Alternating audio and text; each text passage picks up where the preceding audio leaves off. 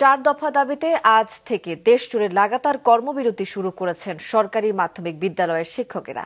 কারণে দেশের অধিকাংশ স্কুলেই আজ বার্ষিক পরীক্ষা হয়নি।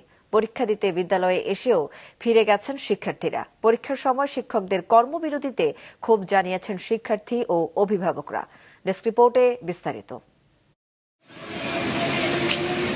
সকালে দেশের বিভিন্ন এলাকায় মাধ্যমিক বিদ্যালয়ে বার্ষিক পরীক্ষা শুরু হওয়ার কথা ছিল, কিন্তু যথাসময়ে বিদ্যালয়ে উপস্থিত হলেও শিক্ষকদের কর্মবিরতির কারণে পরীক্ষায় বসতে পারেননি শিক্ষার্থীরা। বাধ্য হয়ে পরীক্ষা না দিয়ে বাড়ি ফিরে যায় তারা। প্রস্তুতি থাকার পরেও পরীক্ষা দিতে না পারায় ক্ষুব্ধ শিক্ষার্থী ও অভিভাবকরা। বার্ষিক পরীক্ষার সময় শিক্ষার্থীদের জিম্মি করে শিক্ষকদের ধর্মঘট পালন করা ঠিক হয়নি বলে মনে করেন তারা। আমরা প্রস্তুতি নিয়েছি, কিন্তু পরীক্ষা হবে না এটা জানতে পেরে আমরা সকালে ঘুরে যাচ্ছি। আজকে আমাদের বেশিরভাগ ইংলিশ হওয়ার কথা ছিল, কিন্তু ইংলিশ পরীক্ষাটা হচ্ছে না, এটা স্থগিত করছে। কিন্তু এটার মাধ্যমে আমাদের যে প্রস্তুতিটা ছিল ওইটাও মোটামুটি নষ্ট হয়েছে। আমরা অনেক উৎসাহ নিয়ে এসেছিলাম যে এবারে পরীক্ষার জন্য আমরা অনেক প্রস্তুতি নিয়ে এসেছিলাম ভালোভাবে, কিন্তু এই পরীক্ষাটা না হয় আমরা খুবই আশাহত হয়েছি। আমরা বাংলাদেশ সরকারি মাধ্যমিক বিদ্যালয় সমিতির ডাকা কর্মবিরতিতে থাকা শিক্ষকরা বলেন, দীর্ঘদিন ধরে দাবি আদায়ে আন্দোলন করলেও কোনো সাড়া দেয়নি সরকার। বাধ্য হয়ে এই সময় কর্মবিরতিতে যেতে হয়েছে তাদের। আমরা অবশ্যই পরীক্ষাটা নেব, কিন্তু আমাদের তো পিঠ দেয়ালে ঠেকে গিয়েছে। আমাদের কি করবো বলেন? আমাদের কিছু করার আছে? 20-21 বছর ধরে সিলেকশন গ্রেড টাইম স্কেল দেওয়া হচ্ছে না। আমাদের শিক্ষকদের অনেকগুলো পদ সারা বাংলাদেশে ফাঁকা থাকা সত্ত্বেও সেই পদগুলোতে পদোন্নতি দেওয়া হচ্ছে না।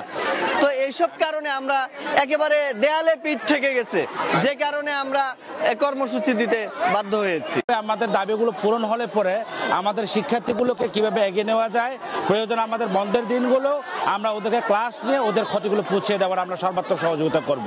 এদিকে দেশের বিভিন্ন স্থানে চলছে সরকারি প্রাথমিক বিদ্যালয়ের শিক্ষকদের কর্মবিরতি। কিছু কিছু এলাকায় আজ থেকে বার্ষিক পরীক্ষা শুরু হওয়ার কথা থাকলেও অনেক এলাকায় শুরু হবে কাল থেকে। শিক্ষকদের কর্মবিরতির কারণে পরীক্ষা দিতে পারেনি শিক্ষার্থীরা।